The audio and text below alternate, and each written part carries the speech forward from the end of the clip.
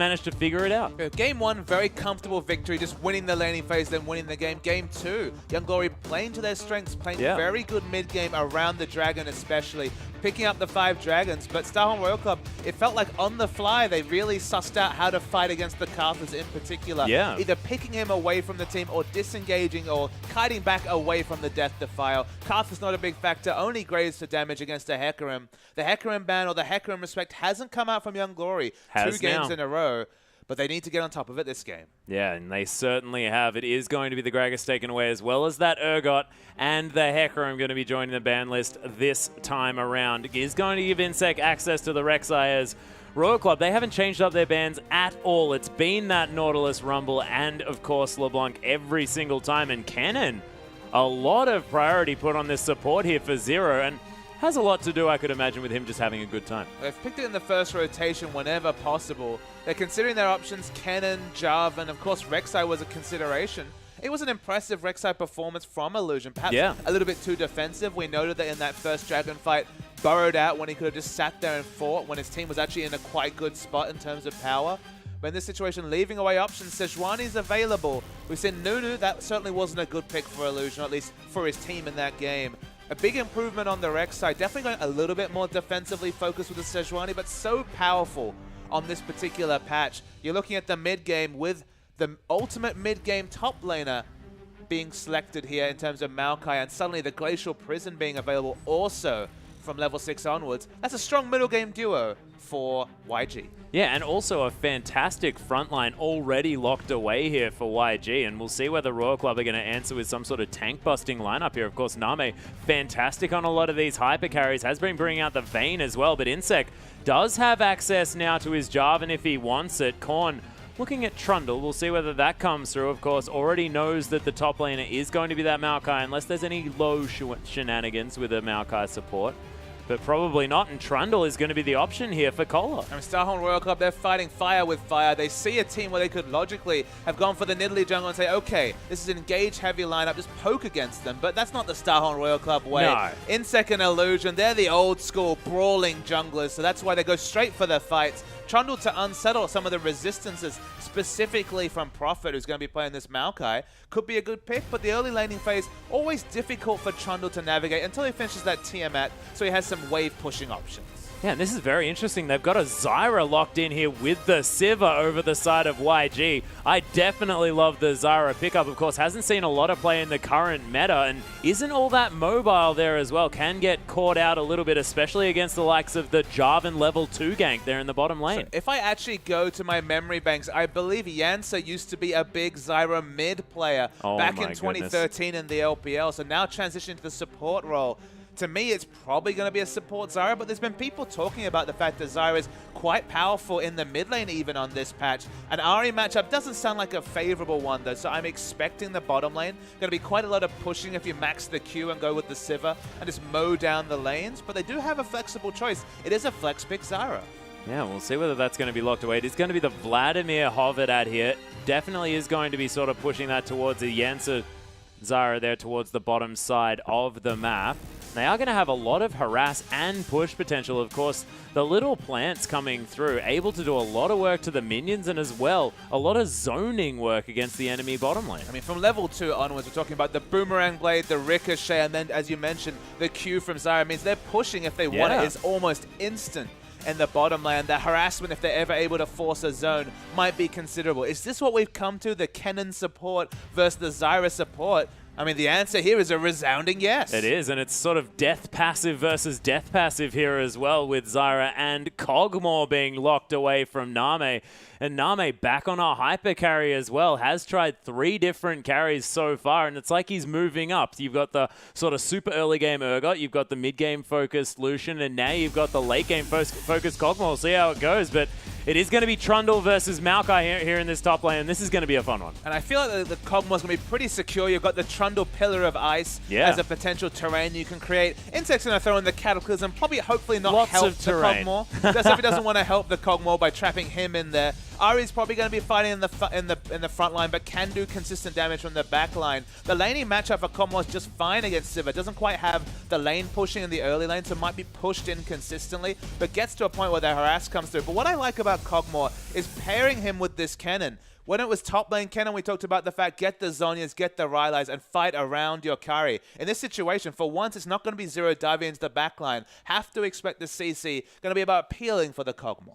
Yeah, and we'll see whether they manage to get that one done. Of course, we have seen the pseudo protect the AD carry comp come through. YG weren't quite able to do it, but if any team is able to do a protect the AD carry comp, it is definitely Starhorn Royal Club and all of the members of this lineup. Of course, the switch over to Name, not going to change the fact that they were all about protecting Uzi earlier on. And they also have multiple damage threats. Remember, that comp was, I believe, Xerath and Jinx in that lineup. Yeah. In this situation, we're talking about Ahri, who does a lot of consistent damage, has short cooldowns. Trundle will pick up at least a Tiamat for a bit of wave control. Even Zero on the Cannon's doing quite a lot of damage. It's a high damage lineup. Jarvan's no slouch either. So you don't have to be so pigeonholed in the late game. And Kog'Maw has a one-item power spike with just Trendy Force. He can poke. He's great at taking structures. He has those harassments where you just can't answer to that first Bio-Arcane Barrage proc that applies the Trendy Force. So a lot of power in general from this Starhorn Royal lineup. Yeah, and we'll see whether this Zyra is going to get any work done, of course, because we haven't seen much Zyra very recently. And, of course, into the Cannon, another relatively new pickup there in the bottom lane. And we'll just have to see how these lanes shake out, because if Sivir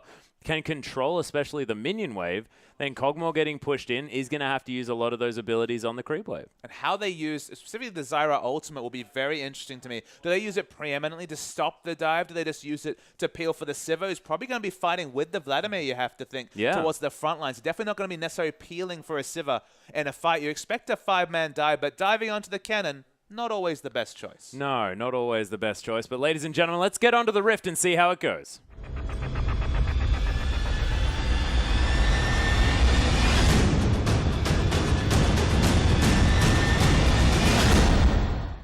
And here we are, ladies and gentlemen, onto the Rift for Starhorn Royal Club and YG. Potentially the final game here as Starhorn Royal Club do have a 2-game lead.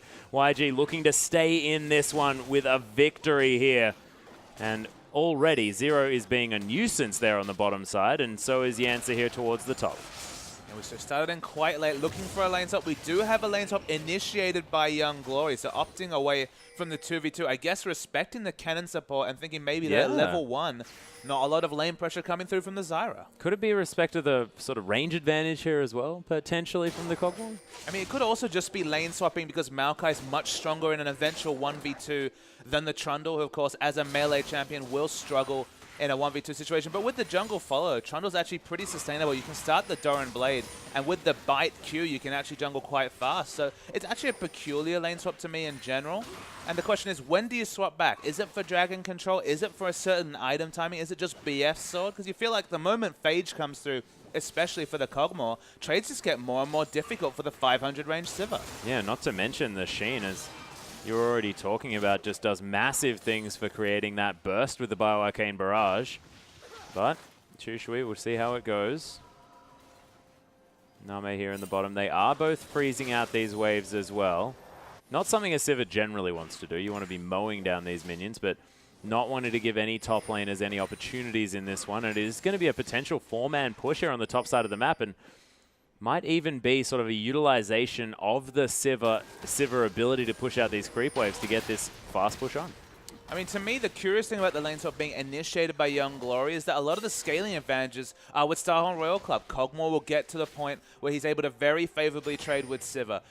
Trundle will eventually pick up a Tiamat and actually have some lane control and even kill pressure from level 6, but there's the engage. Yeah, Flash Twisted Advance to come through here, and that is going to be the flash from Korn, but not going to find too much more from it there, as it is just going to be flashes traded from the solo laners. I mean, the jungle follow, that's the one spot where Young Glory did have a benefit when they went for this Maokai jungle follow, but already the flash expended for no result.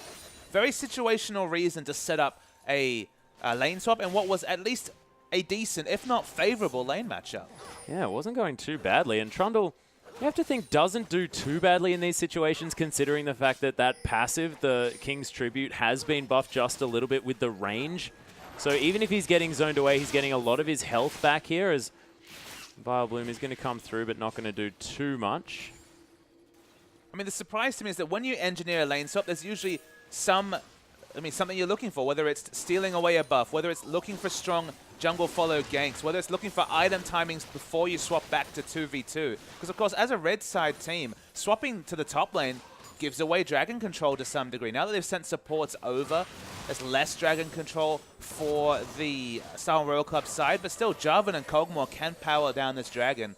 I don't feel like these matchups get any better for Young Glory as this game goes on. I think their power spikes were a little bit earlier. So again, just surprised to see the lane swap.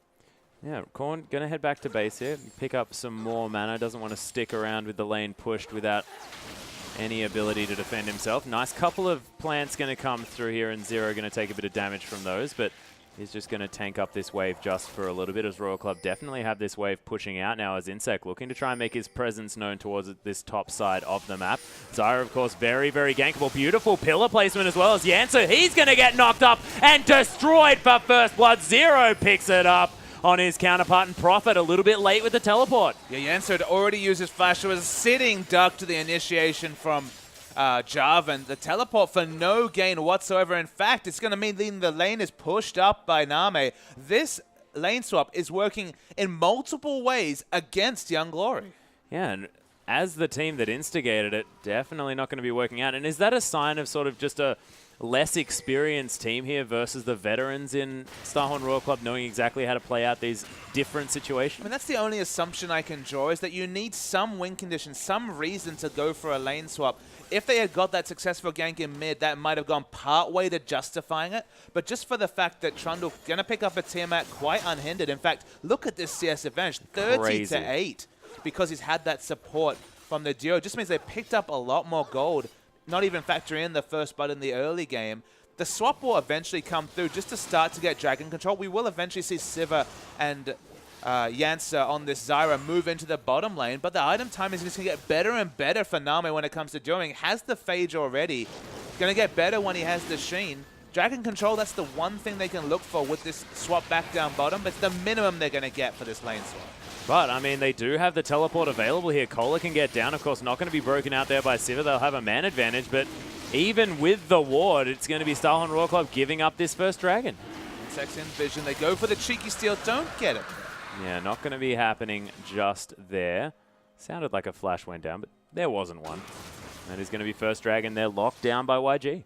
Where does it get it better for YG? You could be a very optimistic man, say in the late game, probably take Vlad over Ari just for consistent AoE damage, probably take Sejuani over Jarvan, but in the other lanes, definitely I give the advantage to Starhorn Royal Club, and this is a Kog'Maw comp. Maybe not a Juggernaut, but still a more standard protect the Kog'Maw comp with a lot of disengaged CC coming through, and they're opting into a late game. Hell, even if they're just delaying the early game, it's going to be a quick Trinity Force in a fairly quiet laning phase for Kog'Maw. Yeah, and we've spoken about this so many times as well. Kog'Maw doesn't suffer too much. He doesn't have that massive power trophy. Does sort of at the beginning of the game, so now sitting on just a Phage, things aren't looking as great, but as soon as even just Phage Sheen, he's a force to be reckoned with, and that Trinity Force is massive. I mean, Kog'Maw's very early laning phase, pre-6, isn't the strongest, but with Phage, and importantly, when he gets access to the Living Artillery, his burst trades, you just can't look to burst trade with a Kog'Maw because he activates the W, has more range than you, then hits the Living Artillery, then backs away, has the Rage passive from the Phage, and you just don't have the range here to deal with that unless you're maybe even just a Caitlyn pre-level 9 when Kog'Maw starts outranging even the Caitlyn. So the burst trades, very strong for Name, getting 300 health, chipping away every 16 seconds when that Bioarcane Barrage is available. You can't look to trade with that, and it only gets worse with items, as you've mentioned. So, I mean, opting away from a 2v2 and then eventually swapping back into a 2v2 where Kog'Maw's starting to hit those levels and items, that's the part I don't understand from Young Glory. Yeah, I don't quite get it either, but we'll see whether it makes itself known as this game progresses. You can see already, actually, Chushway not actually heading back to base at all. Does have the CS advantage here by just sitting on that Doran's Blade and relentlessly pushing. He's going to be able to get this wave to hit the turret as well as Kohler. Might actually just teleport back here. Of course, no dragon to be worried about here as he's going to finish the Tiamat actually outright, and they're going to swap back the lanes. I mean, Tiamat, now this is the point. We mentioned this. The early item timing to make this Trundle relevant is the Tiamat, because finally he has range pushing advantages against Maokai. Maokai has the Arcane Smash on a very short cooldown, can even snipe away minions with the sapling toss, the E, whereas no wave clear whatsoever from Trundle. An excellent tank. Good CC. Oh, there's a Glacial Prison to come down, though. Name forced to use that flash. He's gone down very, very low, but he might just survive this one. Everything's thrown at him, and he's still okay. And the health from the Phage, you can see right there, demonstrating that it's pretty handy. But amazingly keeps the heal available as well. Did not use that preeminently just in case there was a turret dive. Zero takes a huge burst. Yeah, there's the Ignite down on him as well. The last planned auto attack, and Name heals him back up. That's going to let him survive there as the Living Artillery comes through. Insect looking for a Cataclysm as the heal comes down just for the speed up.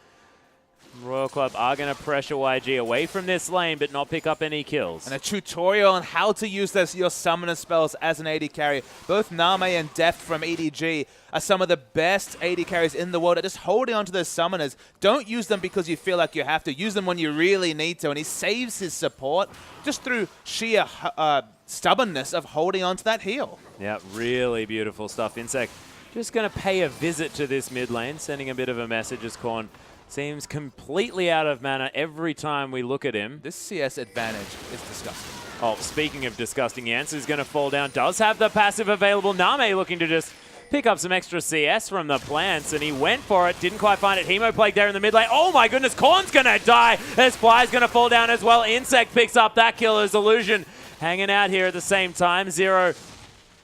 He's in the mid lane for some odd reason, but his counterpart in the top lane is actually dead. Korn actually almost fell down, but crucially the dangerous game got him a bit more health. It was a line ball, I believe, was only overkill by about 5 damage. So it was smart of him to ensure that he got kill credit and just move away, ensure that he wasn't taking any minions, but fell down. So a trade kill with multiple resources used by Starhorn Royal Club. Credit to Fly for at least picking up the 1-for-1. Yeah, Fly using that Hemoplague beautifully there right at the beginning of that one, but Trundle should be fell down. 30 CS behind a Maokai. Maokai has excellent jungle follow, excellent 1v2, but so expertly was Name at denying the Maokai in early, and Trundle's picked up CS after CS as Jansen's getting soloed by Zero. Yeah, going for the solo as Name's just going to happily pick up that one. Does have not the Sheen just yet. Actually, it's just the... Oh my goodness, Zero.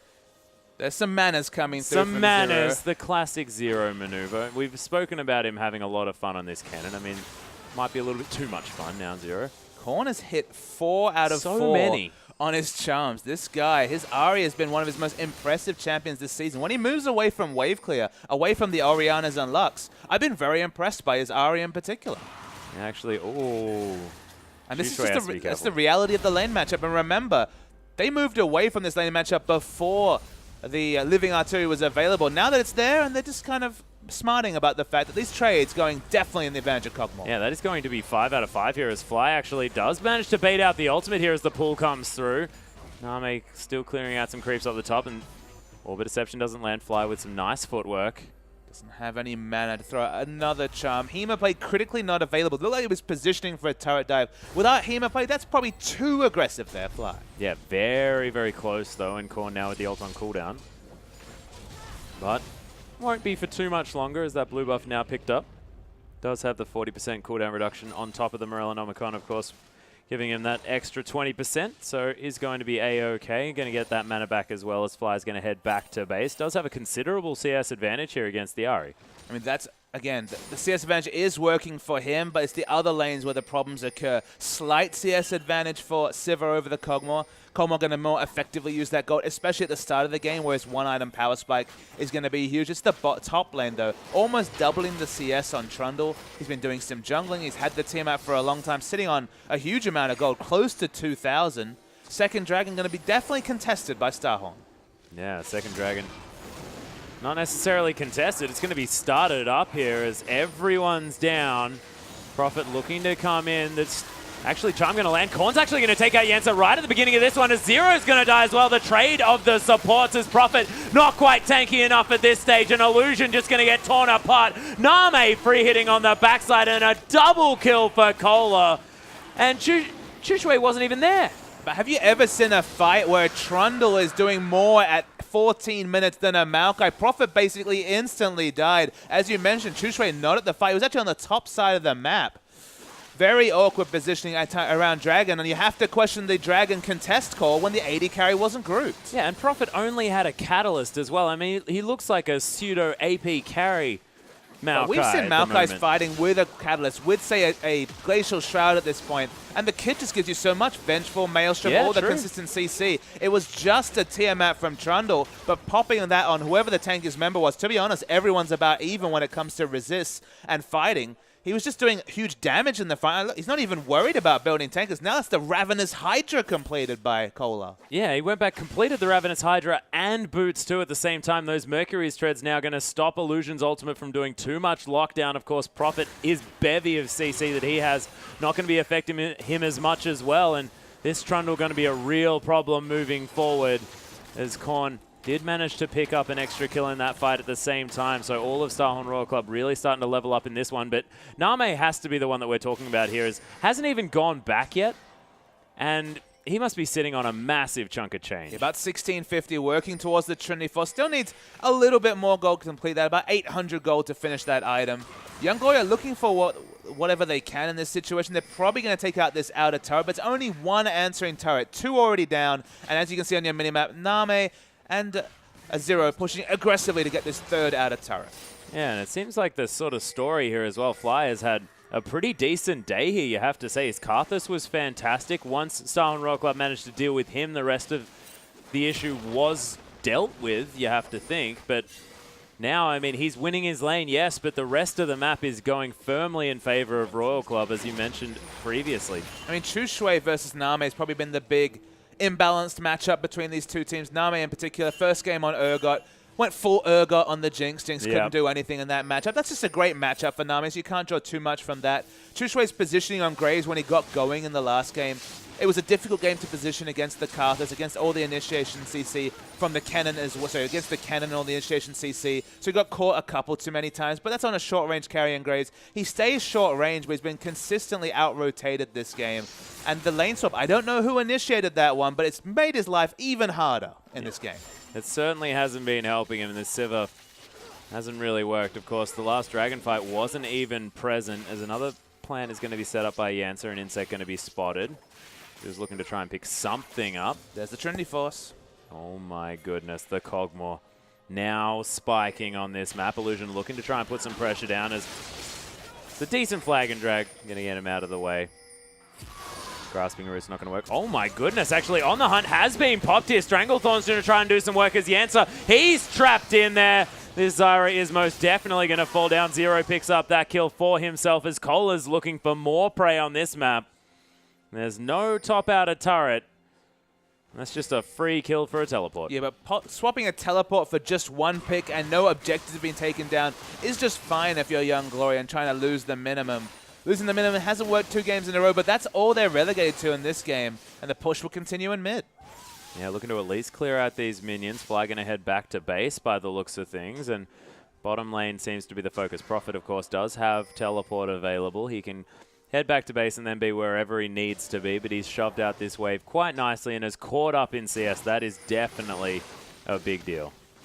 I mean, it's a free farm Cogmore. We've seen plenty of times this season that is not the ideal place to be in if you're YG. Only really Vladimir to show for late game. Perhaps Vladimir into the Glacial Prison. Behemoth playing into Glacial Prison might be a relevant statistic in the late game, but they don't have the item timings to necessarily force that. No Zhonya's completed on Vlad to really allow him to dive the backline. And they're just going to get poked out, to be honest, by this Cogmore and to some degree the Ahri. Yeah, and I guess it looks like sort of the only ideal situation here is if they get the Glacial Prison onto Name. The Hemo Plague's there as well with a Stranglethorns on top of it. Not enough damage, though, I don't think, to take down the Cogmore. Has the Phage for a little bit extra health. Already has Sustain from a very early Vampiric Scepter. There's not going to be any real peel coming through. Definitely not going to be any Mikhail's coming through from Zero. So maybe that's their only hope is the lockup because there's no disengage coming through from Starhorn Royal Club. Yep, Zero has started off this blue buff. He's stolen away. There's a nice Glacial Prison there from Illusion and a lot of extra damage from Yancer there in the backline as the ricochets going across this fight. Korn actually flashes forward. Fly! He dodges out of the way of the Orbit Deception. It's a double kill here for Chu Shui and Prophet going to fall down. Name very low on the backside as Zero picks up Prophet as he's trying to escape. Name sort of soloing out these members as Illusion going to fall down. Zero is going massive in this fight as Name just hangs out on the backside. Yancer gets tagged by a living artillery. Name picks up the kill. And Yuzhui, oh my goodness, the range on this Cogmore is massive. Nice spell shield, but doesn't quite know that there's a ward in there. And there's an awkward plot twist to this one. This was a 4v5 fight. Atlas Cola was up top the whole time, just split push. They won 4v5. The range from Kog'Maw, just no one can deal with it. Yeah, Name was just kiting around that fight the whole time. Of course, has the Trinity Force, so much extra movement speed, and Fly, I guess, is doing a lot of damage here to Cola, who, of course, only has the boots for the magic resist. There's only one man doing damage. There's only one carry on this Starhorn Royal Club team, and it's 0. 5-1 and 5. Goes back, finishing that Haunting Guys, building plenty more AP. He's the real carry. He's found his champion. He's found his calling. No more of this silly Janna play. It's all about the cannon. Yeah, and, you know, he can argue, Cannon, lots of disengage, don't worry about it, I got the Slicing Maelstrom, hasn't used it for disengage. I mean, Name could really use a Mikhail's, but that's not going to be what Zero's building. No, of course, Cannon doesn't want any mana regen. That's true. So it's not just a viable item, I understand. It's not viable. It's just not how that one's going to work out, and of course, Insect should be building it. Have you seen Snake play? They build Mikhail's on their jungler at least once in the LPL. But it is going to be the Baron falling down. Illusion tries to steal it, but unable to, as Jarvan going to be able to finish off that kill as Insect locks that one down. YG now, only 4 men available, are going to have to slink back towards their base. The Starhorn Royal Club can't afford to fall into too many lazy plays. Just right there, Illusion had a 50-50 smite in a game where they're 9,000 gold behind. Just because Starhorn Royal Club did no semblance of sweeping or warding behind the Baron buff. That's just poor from Starhorn Royal Club. That's not going to be punished in this series, you'd have to think. Should be a 3-0 to Starhorn Royal Club. But going into a potential semi-final for their LPL life against the winner of the series tomorrow, Gamti versus Legend Dragon, I believe, you just can't afford to play quite that sloppily if you want to take down these games. No, not going to be happening as Name clearing out this bottom side as well. But 3-0 and 7, when you've got a Kog'Maw that is that incredibly strong, and things are definitely going well. I mean, look, everything's going well for Starhorn Royal Club. They've hit their item timings. There's the Blade of the Ruined King, a crucial pickup for Kog'Maw because it means that they're almost exclusively magic damage Kog'Maw previous to that purchase. Now is doing so much physical damage as well. Makes it so hard to itemize against the Kog'Maw. Item timings for everyone, just great. Look at this Zero build. He's actually got the Void Staff on top of the Haunting Guys. He's the one doing his best Pantheon impression with double magic penetration in this case instead of double armor penetration we're used to. On the hunt's been popped, but Korn probably going to get donated that kill, and he is, in fact, 0 an Insect, just letting him have it. Beautiful stuff. Friendly play here from the Starhorn Royal Club lineup, and Civitas finding herself in completely the wrong position. And I hope whatever Chushui was hunting for is in the fountain, because that's where he's going to be for the memorable future. Yeah, Cataclysm actually here on the answer as well. Does manage to lock down Insect for a little bit, as well as Fly trying to get the extra damage down. Insect with a cute flash over the wall is going to get him to safety, but he doesn't quite find the kill on the answer. I mean, Trundle is just so powerful. Went back and bought a casual, straight-up Frozen Heart. I mean, that doesn't give you much magic resist against a Maokai, but someone should tell him Maokai's there. Yeah, it is a very good source of cooldown reduction, though, and those chomps are going to be coming through thick and fast from Cola, able to reset those auto attacks. Actually, he's probably one of the champions that gets one of the highest DPS upgrades from cooldown reduction, but that's going to be the Glacial Prison coming down here as well as Illusion, trying to pick something up. Fly taking a lot of damage as he gets in on this one. Hemoplague not able to net any kills as Orbit Deception onto Prophet does far more damage than it should onto a tanky member. Another charm lands. Prophet going to die to corners. Fly is going to get taken down very, very low. Korn looking to try and transition into something as the inner turret falls down. Beautiful grasping roots there for some disengage from Yancer, and the rest of the YG members trying to make it back to their fountain. Cola just sets up a bit of a cone. Remember, Young Glory engages Glacial Prison into Hemoplague, but they lose the fight. They lose their inhibitor from the aggression. No good decisions left for Young Glory. That's very reminiscent of Game 1, where their hand was definitely forced by the amazing play of Name. And Name on form again here. Again, this is not the playoffs he was shooting for. It definitely wasn't the promotion tournament that he wanted to star in. But Starhorn Royal Club turning on the style in this best of 5. Yeah, and they have to try and have a series of the LPL, a season of the LPL split with Name on the side permanently, and that is going to be only the next split if they're looking forward, so they have to be giving everything here to this game in order to try and stay in, and YG do seem to be up against the ropes at this stage of the game, and now behind 13,000 gold. I hadn't glanced up there, but when you've got 7 turrets to 1 2 dragons to 1 as well, 16 kills to 5. Starhorn Royal Club really rolling over this one. And the big issue is that both Vladimir and Siva are short-range carries. They need to get into the backline, they need to fight with their tanks. If you do that, we're talking about such a high damage lineup. Ironically, the only supportive champion is Insec on this Lee Sin, who has the locker completed, because big AP purchases for both Korn and Zero. I mean, Zero's doing a lot of damage if he dives in the backline with the Void Staff being completed. Trundle's already shown that his consistent damage, as you mentioned, the chomp on shot is such a short cooldown. No one can deal with him either. And Kog'Maw's mowing people down in the backline. So there's just nowhere good for YG to fight a fight. They can't skirmish. They can't 5v5 team fight. They can maybe get a pick, but they tried a pick last time and lost the fight and their inhibitor. No decisions left. Should mean Starhorn Royal Club sewing up this victory in the next 5 minutes. Yeah, well, Kohler able to take down the inhibitor turret in the top lane as Fly's chasing him out there as well. Insec actually going to cataclysm his way in. Janssen just going to explode in the back of that fight as Prophet now comes through with the Righteous Glory. Illusion going to go down at the same time. Prophet trying to get some work done. Does manage to pick up Korn at least, as this Kog'Maw is just too big. You can see still at about full health as Fly might be now the benefactor of his damage. Another cone comes through as Fly tries to pull out of the way. It's still Vladimir. Yep, still being Vlad, and flashes out of the way of that one. So he's going to make it back to the fountain at least. Maybe as Name manages to pick up the kill, and Bioarcane Barrage pretty handy at trying to get the last few auto attacks in that fountain. The Nexus turret, the last remaining one going to fall, and Starhorn Royal Club, they progress forward with a dominating 3-0 victory over Young Glory. There was only ever one team in this series, Atlas. Starhorn Royal Club in 3 different displays just blew away the Young Glory lineup. Invictus Gaming's sister team just couldn't hang with the big boys from the LPL, who again wanted to be playing in the latest series today, wanted to be playing in the playoffs, did not make it there. And all they can hope to do is just quickly re-qualify themselves for the LPL and keep all their members either healthy or eligible to play. Because it was outside factors that really took away from a Starhorn Royal Club team. Now, don't get me wrong. They didn't have the most impressive performances when they had this 5-man lineup going, but they had so much working against them in terms of splitting scrim time, in terms of injuries and outside factors. They could never play themselves into form. Look at Invictus Gaming, 6-0 into 0-6, relatively going up and down. Seesaw season. This seesaw season for Starhorn Royal Club team was all about out-of-game factors, so that's one thing they need to address if they do re-qualify for summer. Yeah, well, we'll see whether they do. Of course, there is still a few more steps remaining. But with that 3-0 victory, ladies and gentlemen, it's not going to be straight into the playoffs here for the LPL. Snake are going to be taking on King in 2 hours' time at about 7 p.m. So that is when you're going to have to be coming back, of course. What a brilliant performance by Starhorn Royal Club, really showing that they deserve to be in the LPL. YG unable to quite do too much there, as we are going to have a slight replay.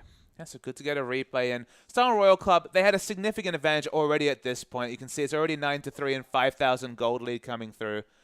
But we'll roll the tape. And then again, we're just going to see a big damage explosion coming through is all I can expect in this situation. Another fight that Young Glory have initiated, but look at the positioning. Siva and Sejuani in the front line. Vladimir trying to 1v1 the Ahri. It actually went just fine for the Vladimir in general. But I believe the fight continues. This is all about Name and Zero fighting as a duo. This is 2v5 to some degree at this point. So again, kiting away. Name kites back. They're getting the kills. I mean, Zero's doing massive damage. He has to be respected as a threat. But this was effectively a 2v5. Remember, Trundle never grouped for this fight. 2 members fall down early. But this is what Kog'Maw can do when you hit the Trinity Force power timing. Zero, you can see why they prioritized the cannon, because the offensive and just the consistent CC was relevant the whole fight. And just an incredible bit of play from the Starhorn Royal Club duo. We knew, even on paper, we saw Zero at the World Championships last season with Uzi and said, okay, this guy, excellent support, very good at disengage. We were waiting for Name to come into the lineup because we're like, finally a carry to really make use of Zero's power spikes. And it was hit or miss, and they never really got to play themselves into form. But next season, that's something to look for Starhorn Royal Club. Well, they're definitely looking for it, as ladies and gentlemen, it is a 3-0 victory here for Starhorn Royal Club against Young Glory. Come back at about 7 p.m. in about 2 hours' time for King versus Snake, a massive playoff game, and you do not want to miss it, guys. Don't go too far from your monitors.